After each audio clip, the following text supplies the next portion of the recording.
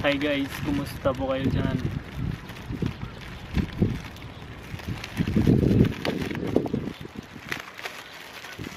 Iba't ibang panig ng mundo.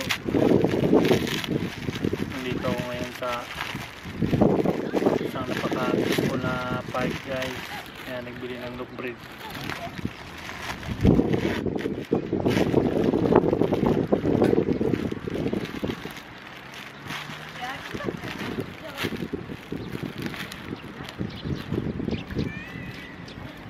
Daming tao sa paligid na pasyal-pasyal.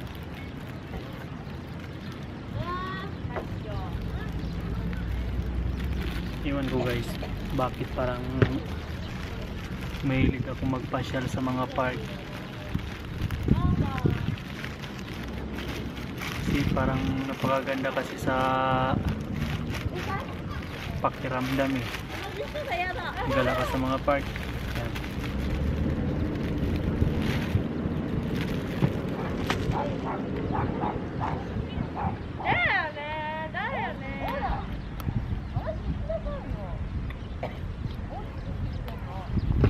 Yan, may mga Japanese sa likuran ko.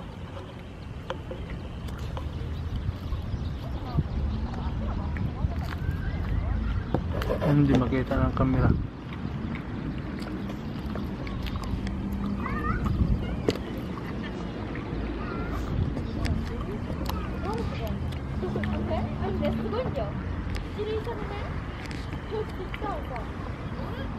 Lalaki ng mga busis. Parang galing ata sila na practice ng kung anong laro.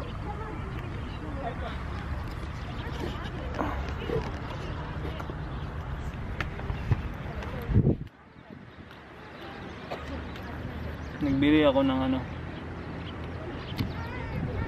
parang yogurt. Ang problema, walang kutsara. Paano ko ito ngayon kainin?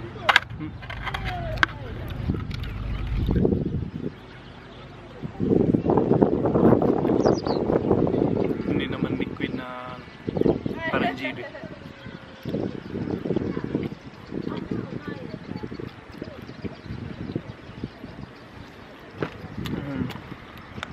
Bukas pasok na naman ulit kasi Martes ngayon. Bukas pasok. 4 days na trabaho straight mula bukas hanggang Sabado. Pagkatapos holiday isang araw, trabaho na naman 4 na araw. Kasi dito sa Japan guys, dalawang klase yung ano dito. Yan sa kumpanya namin, dalawang klase yung schedule ng trabaho. Yung isa, tinatawag na Nikotay. Yun ang yung natural na ano, schedule ng trabaho. Ang pasok nun mula Lunes hanggang Biyernes. At saka yung oras ng pasok 8:20 hanggang 5:20, 8 hours. Yun ang Nikotay. Ang pangalawang klase yung Sangkotay, yung schedule ko ngayon. Hindi straight ang trabaho ng Sangkotay. Ano yung trabaho niya? Trabaho 3 araw, isumi 2 araw, trabaho 2 araw, trabaho na naman 3 araw. Minsan aabot ng 4 na araw, tapos holiday 2 araw, pasok na naman 2 araw. Ganon. Hindi yung straightan talaga na tulad ng Nikotay na mula Lunes hanggang Biyernes. Minsan naabot pa na Sabado pag may tinatawag na kisotso, yung holiday work. At saka yung oras ng trabaho ng Sangkotay 10 hours per day. Kung pang-araw ka, yun, pasok pa rin 7:20, matapos 7:20 din ng gabi. 16 hours. Minus yun sa isang oras na ano, kakain sa tanghalian. Yun ang balance dito.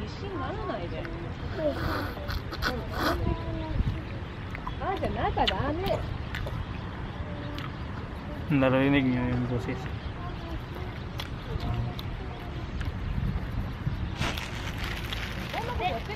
Sinasabayan ng anak ng mama yung ano, yung anak niya.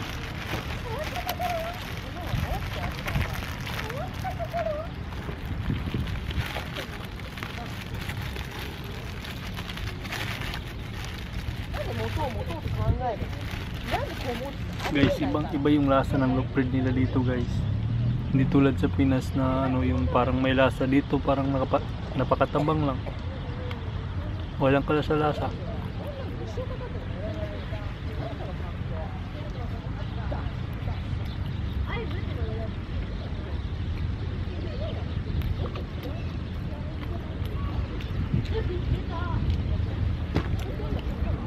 Tingnan mo yung ano, mag-ina.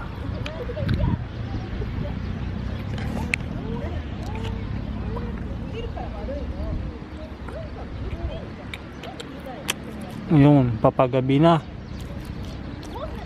Saka nga pala guys, napakabilis dumilin dito pag ano, yung taglamig na. Pero pag tag-init, ang tagal dumilin.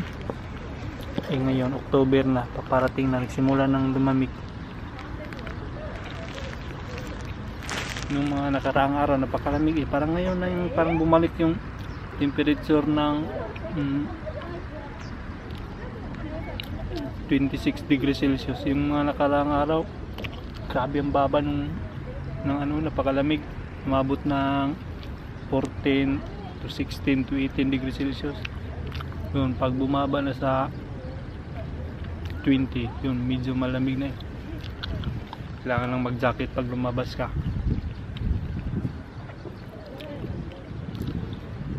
Pero yung pinakamalamig talaga dito sa area namin, bagyong mag-snow na talaga. Abot ang tag negative 2 degrees Celsius. Yun, ang kagal lamig-lamig na. Pero wala namang problema pag kompleto ka lang sa gamit. Ang kailangan mo mag-gloves, napaka-kapal. At saka dubli-dublin mo yung mga gamit mo, pantalon. Ganyan lang para makasurvive sa lamig dito, guys.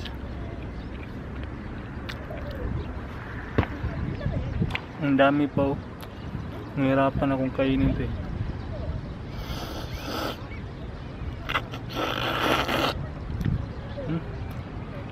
Ang hirap makain.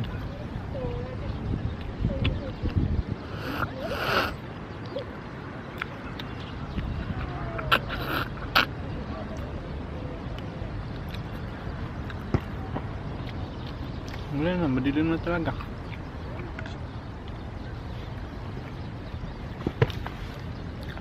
Dito guys, pag yung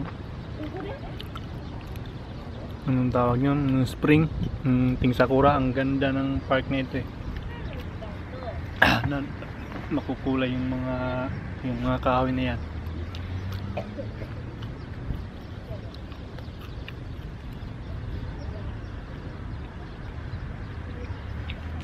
Yan ang bike ko, kasama ko.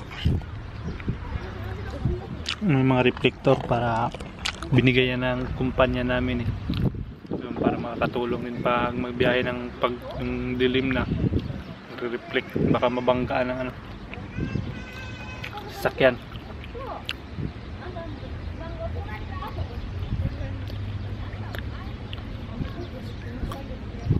Inom muna ako ng tubig guys, doon sa inuman nila ng tubig.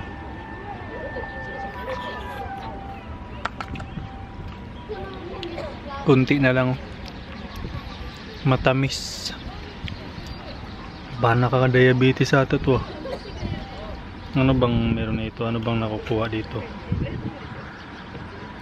Vitamin. Tapusin ko na to kasi gabi na.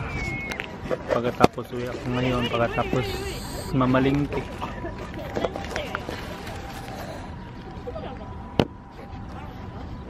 Pagkatapos tulog para duty naman bukas. Ganyan lang ang buhay dito. Wala akong tripod, mahirap mag.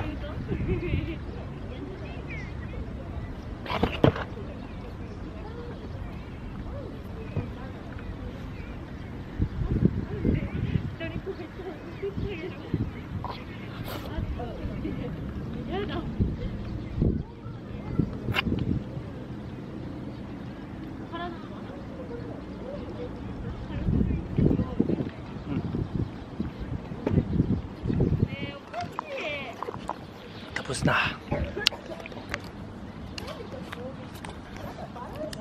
Ito yung gamitin ko na ano ng tubig.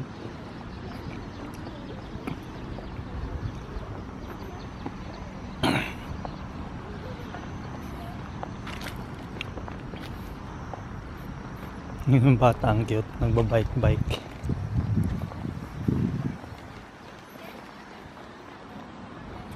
Ito yung inuman ng tubig.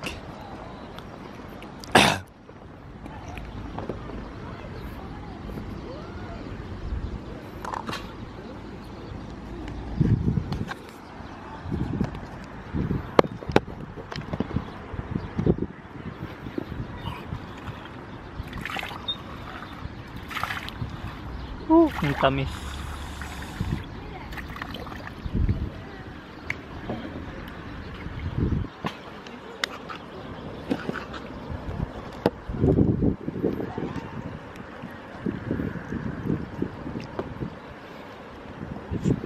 Pag gusto ko makakita ng mga tao dito sa Japan, guys, dito ka lang magpunta sa mga park.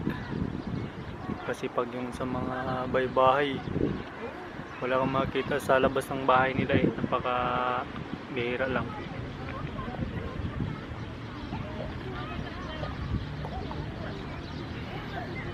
Dito lang sa Pinas na yung nasa gilid-gilid yung mga tao, nag-usap-usap sa giliran ng mga kanto-kanto. Dito parang iba makikita ka ng maraming tao sa mga supermarket, sa mga mall. Dito din sa park mayroong nagagala-gala.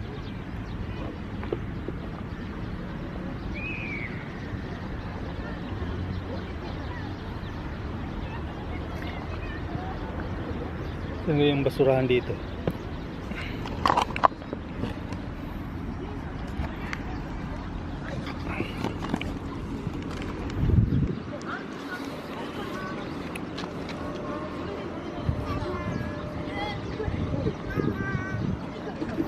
May ilaw na yung mga light. Ang ganda doon, mayroong Christmas light. Christian ate yung may-ari niya.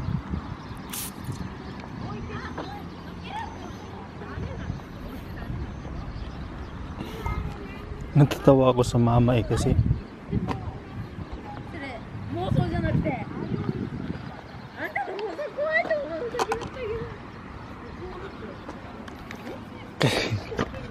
palagi lang yung parang inaantayan, ay anong tawag nan, palaging nag-aantay sa ginagawa ng kanyang anak. Huwag dyan, bawal, huwag ganyan, ano kanyan.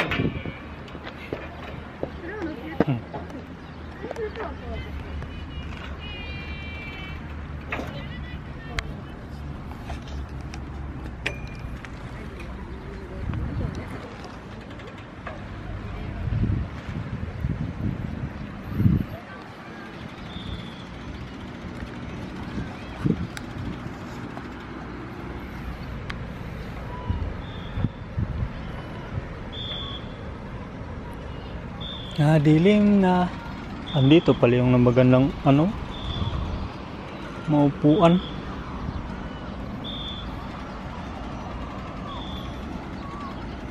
Doon ang daming naglalaro. Mga bata. Nagtitraining ng soccer. Iwan ko lang, soccer mo.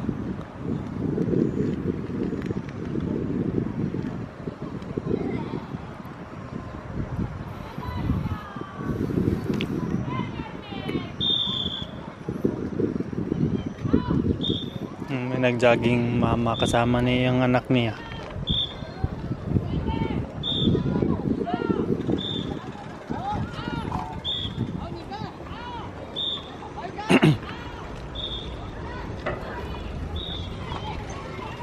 Estudyante uwi na,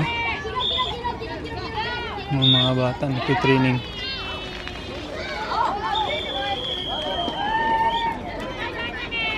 Ang daming bola.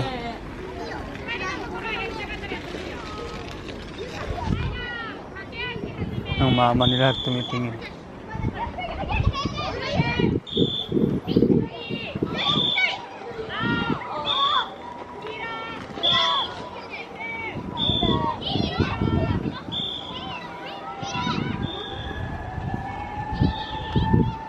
Sana kanina mga alas 2 ako gumala.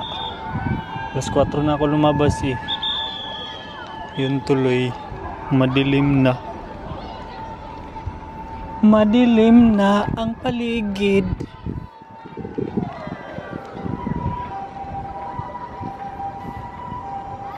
Trabaho na ako bukas.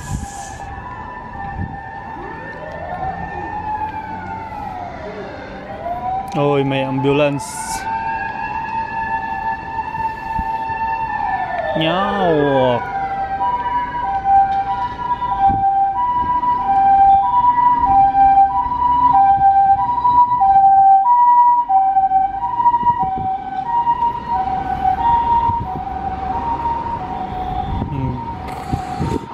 Ito pala yung parking area. Ganda ng kotse. Yung sinasabi kong ano, mga Christmas light.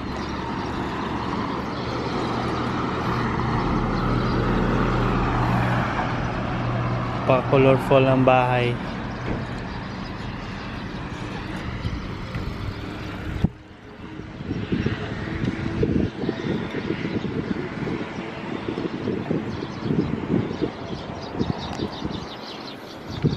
Wala na, uwi na ako guys. Dito ko daan sa gilid.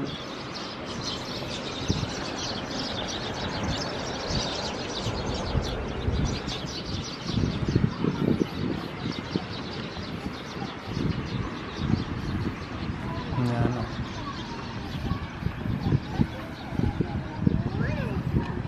Kasama nila yung anak nila. Sweeting na ng ganyan, no? Kasama yung ano, mga anak.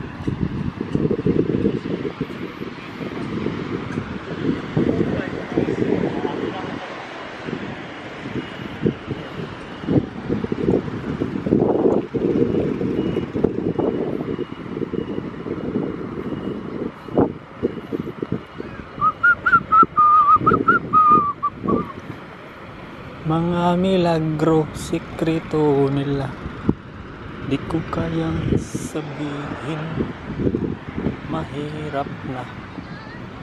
Dito, ano ba to dito? Yung parang pwede ka mag-exercise doon bandaw. May mga bata. Hindi ako dadaan dyan kasi parang busy yung lugar. Yan, yung walang yung mga matanda, wala nang maliit na bata na anak. Yun ang dala nila, aso na lang.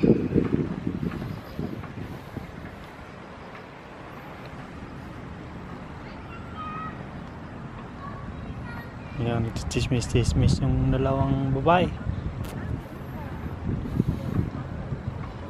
Ano kaya pinag-uusapan? Nakaproblema ata sa boyfriend nila. Oo, madilim dito guys. Pinapailaw ko na yung suga ng yung ilaw ng bike ko.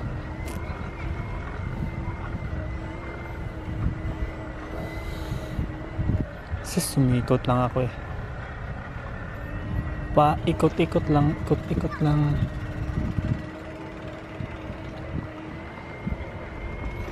Jogging lolo at saka apo. Guys, kung summer pa to ng mga panahon, itong oras na ito, anong oras ngayon?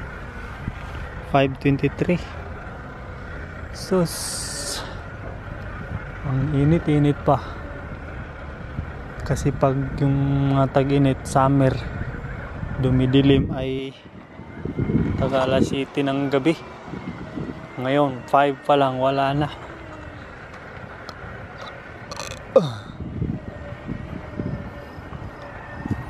Buti na lang maliwanag pa din yung kuha ng camera.